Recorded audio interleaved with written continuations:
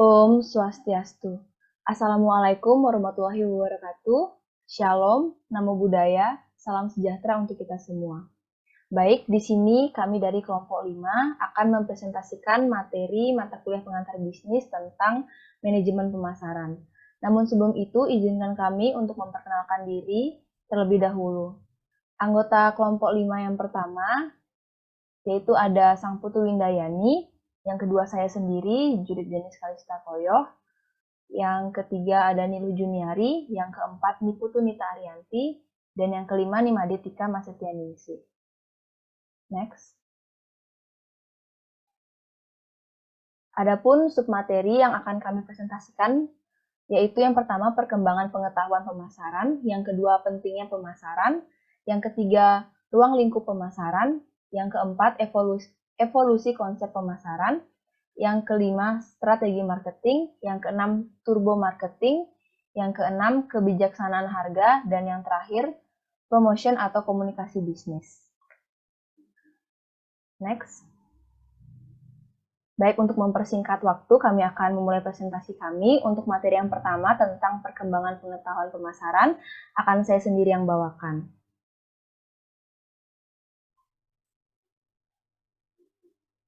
Jadi, pemasaran dapat didefinisikan sebagai aktivitas dan proses menciptakan, mengomunikasikan, menyampaikan, dan mempertukarkan tawaran yang bernilai bagi pelanggan, mitra, maupun masyarakat umum. Ketika teknologi informasi dan komunikasi semakin berkembang, maka pemikiran marketing juga semakin berkembang mengikuti kemajuan teknologi tersebut. Nah, saat dunia komunikasi dan informasi baru mulai mengenal internet, para ahli experiential marketing juga mengambil peran dengan menciptakan customer relationship management, yaitu ilmu informasi dan komunikasi yang sangat memberikan dampak bagi media periklanan, karena iklan adalah media utama sebagai alat promosi. Media pemasaran juga memunculkan pemikiran baru di mana orang-orang marketing harus mampu menjelaskan setiap istilah finansial, seperti marketing, ROI, CLV, dan sebagainya.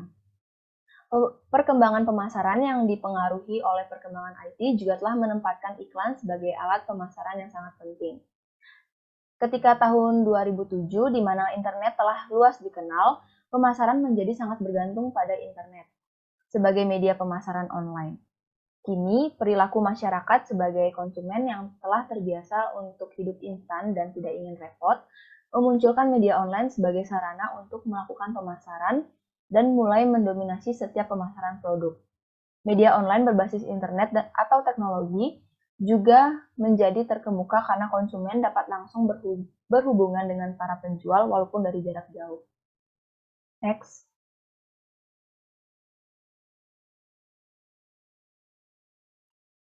Selanjutnya yaitu ada pentingnya pemasaran. Inti dari kesuksesan dari sebuah bisnis terletak pada teknik pemasarannya. Secara sederhana, manajemen pemasaran merupakan suatu proses di mana produk atau jasa diperkenalkan dan dipromosikan kepada pelanggan potensial dengan proses yang mencakup periklanan, hubungan masyarakat, promosi, dan penjualan. Pemasaran dapat dikatakan sebagai peta jalan untuk mencapai hasil yang lebih besar seperti pertumbuhan penjualan, pengenalan merek dan produk perusahaan, cakupan pasar yang lebih luas, peningkatan pendapatan dan laba perusahaan, dan sebagainya. Dan berikut ini merupakan pentingnya pemasaran dalam suatu bisnis. Yang pertama, memperkenalkan produk. Teknik pemasaran membantu perusahaan untuk menciptakan kesadaran merek produk atau jasa agar dikenal oleh pelanggan potensial. Namun perusahaan juga harus dapat mengetahui kebutuhan pelanggannya. Dengan itu, perusahaan dapat menyediakan produk atau jasa yang membantu mereka dan perusahaan akan dengan mudah menghasilkan penjualan serta tercipta kepuasan pelanggan. Yang kedua, meningkatkan penjualan perusahaan. Strategi pemasaran yang tepat guna dapat membantu perusahaan meningkatkan angka penjualan, sehingga hal ini pun juga dapat berpengaruh pada omset yang akan dihasilkan. Yang ketiga, meningkatkan reputasi perusahaan. Citra perusahaan merupakan hal yang penting dan strategi pemasaran dapat membantu perusahaan untuk membangun reputasi yang kuat dengan mengidentifikasi peluang yang terbaik dan layak dikejar, serta ancaman yang harus dihindari. Dan yang terakhir, sumber gagasan baru. Pemasaran yaitu dokumen pengukuran yang dapat memberikan ruang untuk memahami pola permintaan baru dari pelanggan dan menciptakan efektivitas pemasaran kepada pelanggan dan mitra. Baik, sekian materi yang dapat saya sampaikan. Untuk materi selanjutnya tentang ruang lingkup pemasaran akan dijelaskan oleh rekan saya. Terima kasih. Saya akan melanjutkan materi mengenai ruang lingkup pemasaran. Pemasaran melibatkan berbagai proses seperti dalam tahapan pelaksanaannya, produsen harus menentukan target pasar dan mencari pembeli serta mengidentifikasi kebutuhan mereka. Kemudian merancang produk ataupun jasa yang terjamin mutu dan kualitasnya, serta menetapkan harga produk atau jasa tersebut. Nah, setelah itu, produsen perlu mempromosikan dan mengirimkannya ke pasar yang telah ditentukan sebelumnya. Melalui proses pemasaran ini terjadi pengenalan produk kepada konsumen dan pembelian sehingga akan berdampak pada pendapatan perusahaan. Nah, di sini terdapat 4 pilar utama dalam konsep pemasaran dalam orientasi pasarnya, yaitu ada fokus pasar, orientasi pelanggan, pemasaran terpadu, dan profitabilitas. Oleh karena itu, pada dasarnya konsep pemasaran adalah memfokuskan pada pasar, berorientasi pada pelanggan, usaha pemasaran yang terkoordinir yang ditujukan untuk menghasilkan kepuasan pelanggan sebagai kunci untuk mencapai tujuan perusahaan. Selain itu, ruang lingkup selanjutnya itu ada strategi pemasaran. Tung dan Kele yang dikutip oleh Fandi Ciptono mendefinisikan bahwa strategi pemasaran adalah alat fundamental yang direncanakan untuk mencapai tujuan perusahaan dengan mengembangkan keunggulan bersaing dan berkesinambungan melalui pasar yang dimasuki dan program pemasaran yang digunakan untuk melayani pasar sasaran tersebut. Nah, jadi strategi pemasaran ini terdiri dari 5 elemen yang saling berkaitan, yaitu yang pertama ada pemilihan pasar, yang dimulai dengan kegiatan segmentasi pasar, kemudian ada perencanaan produk, meliputi produk spesifik yang dijual, pembentukan lini produk, desain penawaran individual pada masing-masing lini. Kemudian yang ketiga yaitu ada penetapan harga, yaitu menentukan harga yang dapat mencerminkan nilai kuantitatif dari produk kepada pelanggan.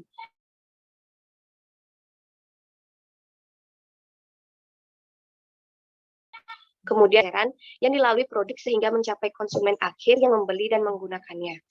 Dan yang terakhir yaitu ada komunikasi pemasaran, yaitu meliputi periklanan, personal selling, promosi penjualan, direct marketing, dan public relation. Next.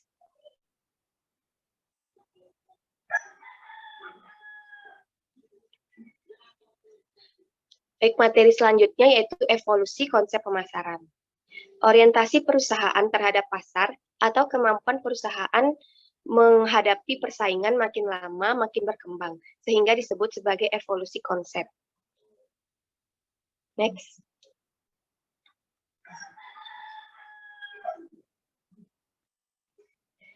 Jadi di sini terdapat 5 konsep pemasaran yang berkembang dari waktu ke waktu. Yang pertama ada konsep produksi atau production concept.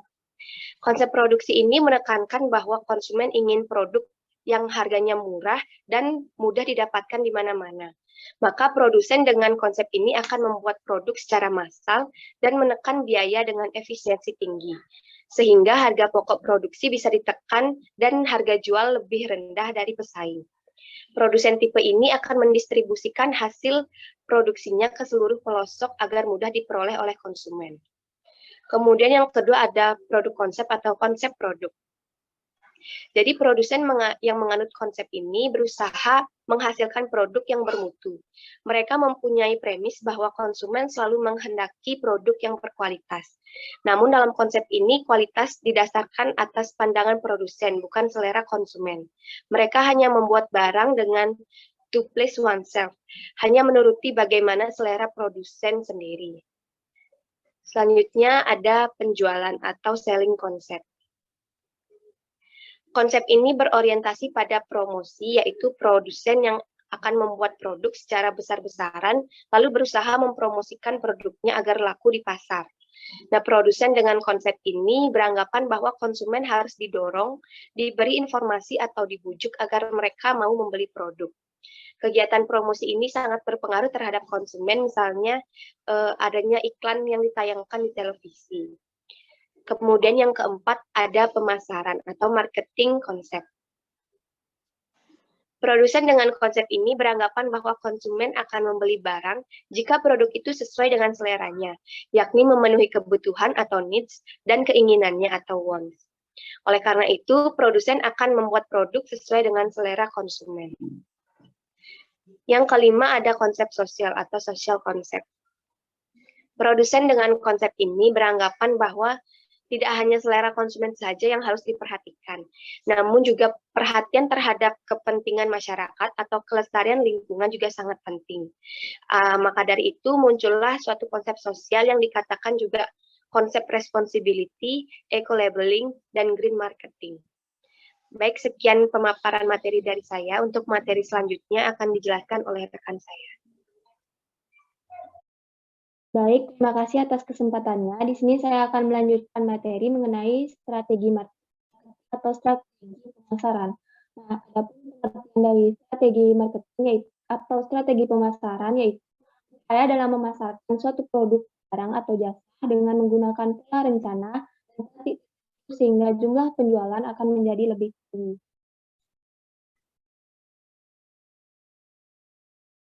Nah, ada unsur dari strategi pemasaran ini ada 3, yaitu yang pertama ada segmentasi pasar.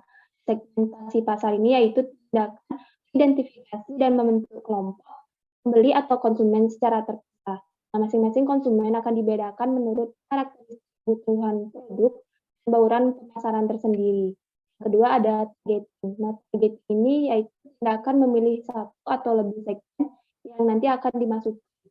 Yang ketiga yaitu positioning. Nah, positioning ini yaitu menetapkan posisi pasar, yaitu tujuannya untuk membangun dan mengkomunikasikan keunggulan produk yang ada di pasar pada konsumen. Next. Selanjutnya ada materi elemen strategi pemasaran. Elemen strategi pemasaran ini ada 7, yaitu yang pertama ada produk, yaitu pada produk ini khusus menyoroti mengenai kelebihan yang ditawarkan di produk yang diproduksi serta apa nantinya barang yang akan dinikmati oleh produsen, dari desain kemasan, jasa, kelebihan lain yang menyangkut mengenai kualitas. Yang kedua ada harga atau price. Pada poin ini harga memuat strategi apa yang nantinya akan digunakan terkait dengan harga, apa kelebihan yang dimiliki oleh produk dibandingkan dengan produk lain dari segi harga. Yang ketiga ada tempat atau place. Nah, pada kajian tempat ini memuat mengenai strategi pemasaran yang akan digunakan dalam proses pemasaran. Analisis di sini berupa bagaimana desain dari tempat usaha akan dibuka, fitur apa saja nantinya yang akan ditawarkan kepada konsumen. Keempat ada promosi atau promotion. Nah, pada promosi ini adalah cara kita untuk memasarkan usaha melalui promosi.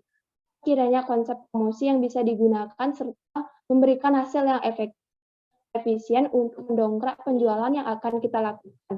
Promosi ini dapat dilakukan dengan menyebar flyer atau memberikan diskon ataupun lainnya. Kelima ada orang-orang atau people. Orang-orang yang dimaksud yakni seperti customer service, marketing, pengemasan dan pengiriman barang, trainer lainnya. Nah, orang-orang di balik bisnis sebaiknya memiliki 3 aspek utama, yaitu mampu memberikan layanan yang berkualitas, memiliki semangat yang tulus, serta terbuka untuk menerima feedback atau masukan. Yang keenam ada proses atau proses. Proses dalam hal ini adalah berupa prosedur dan mekanisme yang konsumen perlu lakukan agar bisa mendapatkan produk, barang, atau jasa. Nah, proses juga harus bisa memudahkan konsumen untuk mendapatkan produk tersebut. Nah, yang terakhir ada bukti fisik atau physical evidence, yaitu segala sesuatu yang dapat dilihat oleh pelanggan ketika mereka berinteraksi dengan bisnis. Nah, contohnya itu seperti kemasan produk, tanda terima, kwitansi pengiriman, desain interior toko, situs website, logo, dan lainnya. Nah, dengan lebih memperhatikan kelengkapan komponen pada bukti fisik ini, pelanggan akan lebih yakin untuk menggunakan produk tersebut. Next. Selanjutnya ada contoh dari strategi pemasaran. Nah, berikut merupakan beberapa contoh strategi pemasaran yang bisa diterapkan oleh perusahaan, yaitu yang pertama ada partnership. Nah, marketing partnership memiliki sejumlah keuntungan. Nah, contohnya berkolaborasi dengan pihak lain. Strategi pemasaran ini dinilai lebih murah dan lebih berpeluang untuk sukses. Yang kedua ada bekerja sama dengan influencer. Bekerja sama dengan influencer sekelas selebgram memberikan pengaruh pada penjualan dengan jangkauan follower mereka yang besar. Maka produk akan lebih cepat dijangkau secara luas dan akan meningkatkan penjualan. Selain selebgram, bisa juga bekerja sama dengan influencer lain seperti YouTuber, blogger, vlogger dengan menyesuaikan produk yang akan dijual. Yang ketiga ada melibatkan karyawan. Melibatkan karyawan dalam proses pemasaran seperti membuat iklan lucu yang melibatkan karyawan. Mereka akan dengan senang hati share video dengan perusahaan di samping meningkatkan efektivitas kerja.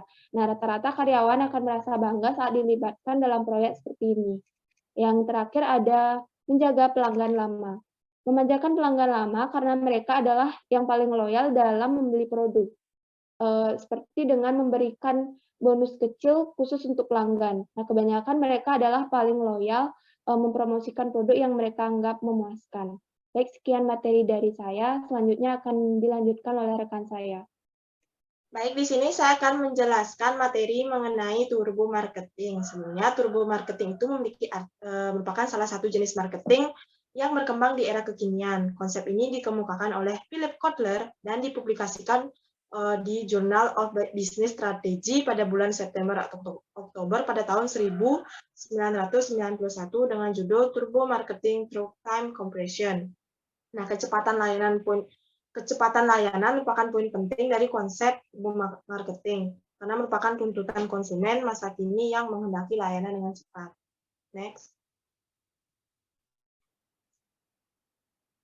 Nah, adapun konsep dari strategi turbo marketing ini adalah time compression, yaitu dengan cara memepetkan waktu atau mempersingkat waktu untuk memberikan layanan kepada konsumen secara cepat.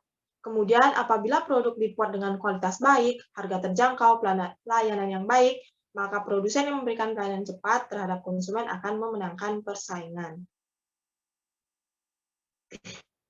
Adapun melalui telemarketing atau call center melakukan interaksi setiap harinya dengan para pelanggan dan konsumennya, baik untuk kegiatan layanan, promosi, penjualan, menerima, dan menyelesaikan keluhan, serta penagihan dan permintaan orderan baru. Next. Selanjutnya, yaitu materi kebijaksanaan harga, di mana kebijaksanaan harga atau price policy adalah suatu keputusan mengenai harga-harga yang akan ditetapkan untuk jangka waktu tertentu. Adapun kebijaksanaan harga itu ditentukan pertama oleh produsen, kedua grosir, kemudian retailer, dan pemerintah seperti selling price. Next. Nah, price diskon ini dapat diberikan berdasarkan jumlah pembelian, karena musim mungkin ada tujuan tertentu perusahaan dan karena sistem pembayarannya. Diskon menurut musim ini diberikan kepada konsumen karena toko ingin menghabiskan stok barangnya. Kemudian yang kedua ada promotional discount, di mana markdown diskon berarti diskon yang diadakan untuk memberanikan konsumen membeli barang yang sebenarnya tidak ia perlukan. Loss leader berarti usaha untuk menjual barang di bawah harga pokoknya, agar dengan demikian merangsang orang untuk membeli barang lain. Kemudian selanjutnya penetapan harga barang baru, di mana ada price skimming. Dalam hal ini pengusaha menetapkan harga setinggi mungkin. Kemudian ada penetration pricing, di mana kebijaksanaan harga ini menetapkan harga serendah mungkin. Kemudian terakhir itu geographic pricing, di mana kebijaksanaan harga terakhir ialah yang mempertimbangkan ongkos pengiriman. Next. Baik, sekian yang bisa saya paparkan, akan dilanjutkan oleh pemateri selanjutnya. Terima kasih. Baik, selanjutnya yaitu materi promotion atau komunikasi bisnis. Nah, promosi ini merupakan elemen keempat dalam marketing mix. Nah, promosi ini dapat didefinisikan sebagai komunikasi yang memberikan informasi pada calon konsumen terkait suatu produk, yang dimana dapat memenuhi kebutuhan dan juga keinginan konsumen, serta mendorong mereka untuk membeli. Next. Nah, terdapat beberapa elemen promosi yang dikenal sebagai promotional mix, yaitu ada advertising, kemudian personal selling, kemudian public relation, dan juga sales promotion. Yang pertama yaitu advertising. Nah, advertising ini merupakan presentasi atau promosi berbayar untuk sebuah barang atau jasa. Nah, advertising ini merupakan alat promosi yang sangat ampuh, kemudian dapat mencapai daerah yang sangat jauh serta sulit dimasuki. Nah, advertising ini dapat menggunakan berbagai media seperti televisi, radio, surat kabar, dan lain sebagainya. Kemudian yang kedua yaitu ada personal selling. Nah, personal selling ini merupakan promosi yang dilakukan oleh orang. Misalnya ada para penjual di toko. Nah, penjual atau juga penjual dari rumah ke rumah. Jangkauan operasional dari personal selling ini sangat terbatas jika dibandingkan dengan advertising. Akan tetapi, personal selling ini memiliki keunggulan, yaitu dapat mengatasi keberatan-keberatan yang diajukan oleh pembeli. Mereka bisa berdialog dengan konsumen. Kemudian yang ketiga yaitu ada public relation. Nah, public relation ini dapat diartikan sebagai bagian dari perusahaan yang memberikan informasi kepada publik tentang perusahaan dan juga produk yang dihasilkannya. Nah, informasi dari perusahaan ini dapat dilakukan dengan menerbitkan buletin sendiri, kemudian membuat brosur, atau menjadi sponsor-sponsor dalam event atau peristiwa tertentu. Kemudian yang terakhir, itu ada sales promotion. Nah, sales promotion ini merupakan memberi insentif atau hadiah kepada konsumen agar mereka tertarik untuk membeli. Nah, jika kita lihat tugas dari advertising itu merupakan memberikan ajakan kepada calon konsumen untuk mengenal dan juga membeli produk, maka pada sales promotion ini mengajak mereka agar mau membeli pada saat itu juga. Nah, teknik yang digunakan dalam sales promotion ini antara lain seperti memberikan sampel gratis, kupon, rabat, diskon, kontes, bonus, hadiah uang, kemudian jual obral, cuci gudang, mega promo, dan lain sebagainya. Next.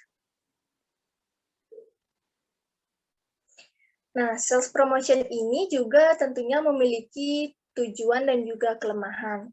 Nah, tujuan dari penggunaan sales promotion ini yaitu menarik para pembeli baru, kemudian memberi hadiah kepada langganan lama, kemudian menyuruh pembeli agar mengurangi pembeliannya, kemudian mencegah konsumen lari ke merek lain, kemudian meningkatkan loyalitas konsumen, serta meningkatkan volume penjualan dalam jangka pendek.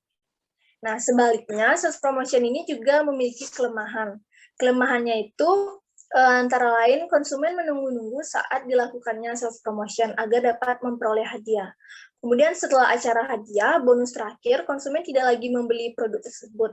Ada kalanya yang dapat hadiah itu merupakan orang yang baru pertama kali membeli produk tersebut, yang sebelumnya dia tidak pernah membeli.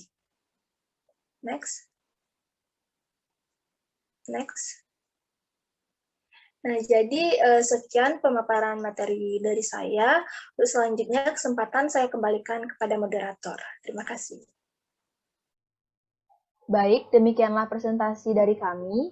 Kami mohon maaf jika terdapat kesalahan dan kekeliruan. Akhir kata kami ucapkan terima kasih dan Om Santi Santi Santi Om.